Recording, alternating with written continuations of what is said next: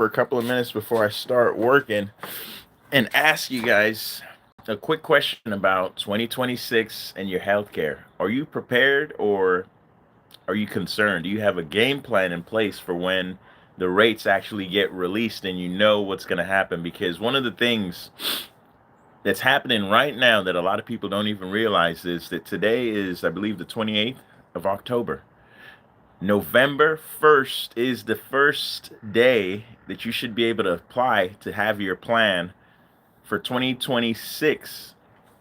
But what's crazy is the rates aren't even out yet in some places, which means that people don't have a clue as to what the plan's going to look like.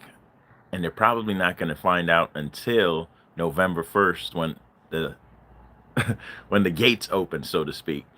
So imagine businesses that are trying to plan for next year and see, am I going to go with traditional insurance like I have been in the past, or do I want to switch to something completely different that still gives my team the benefits that they're looking for and that they deserve without wiping out my company because the premiums are so high?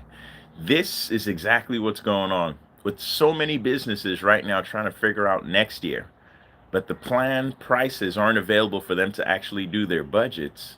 That's crazy. That's a problem. That's a major problem. And I don't know, since I've been licensed and working in the health insurance industry, I don't know that I've ever ran across a situation where we're only a few days away from open enrollment officially starting, but there is no prices in certain states about what the plans look like, what the prices that people have to pay monthly look like.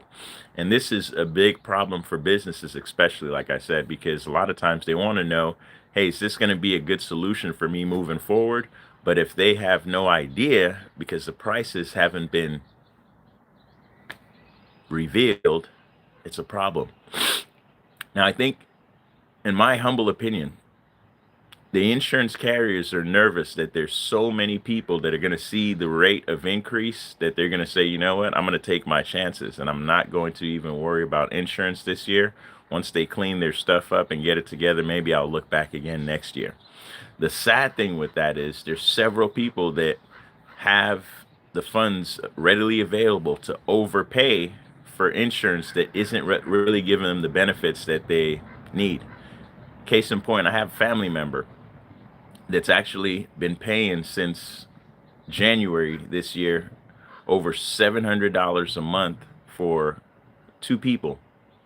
Way too much. They're overpaying. I just found this out on Saturday or Sunday, which is crazy to me.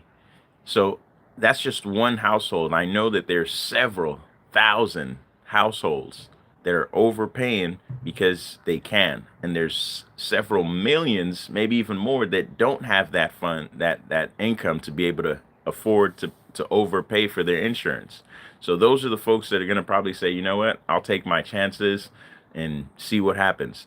The folks that are just going to overpay and not worry about it, they're fueling the beast. They're fueling the machine called insurance. And a lot of people are going to complain and say, you know what, this company did this company did that, or this company is awesome. They haven't done anything that, you know, I'm upset with.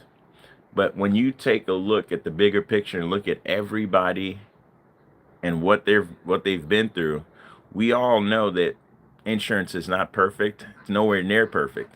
There's a lot of issues with it, but everybody seems to feel that it's the only way, it's the only solution. So what am I going to do? I just have to deal with it until somebody fixes it. The the aha that I found out a couple of years ago is that there's other solutions. Even though I am licensed in about 50 states to do insurance transactions to help people find a better solution than what they have now, I don't think the solution's in insurance.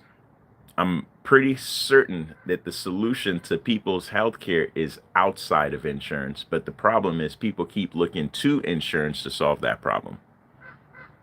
And that's where it's like a revolving door. It's like a cycle. You keep going back to insurance, you keep complaining about insurance, but you keep paying insurance companies tons of dollars every year. So my recommendation, if you want a different solution, please feel free to reach out to me. I've been helping businesses but I can help individuals and families save money on their healthcare cost with stacking more benefits instead of cutting the benefits. So we're going to cut your cost, stack the benefits. In other words, if you or anybody you know is struggling with healthcare and could use some assistance, absolutely free to have a conversation. The information is absolutely free. If you decide that it makes sense for you and you want to pursue and move forward with it, then you're going to save even more money. Hope this helps. Let's make it a great day. Let's share information that's beneficial and not waste our time and energy with stupid stuff. Peace.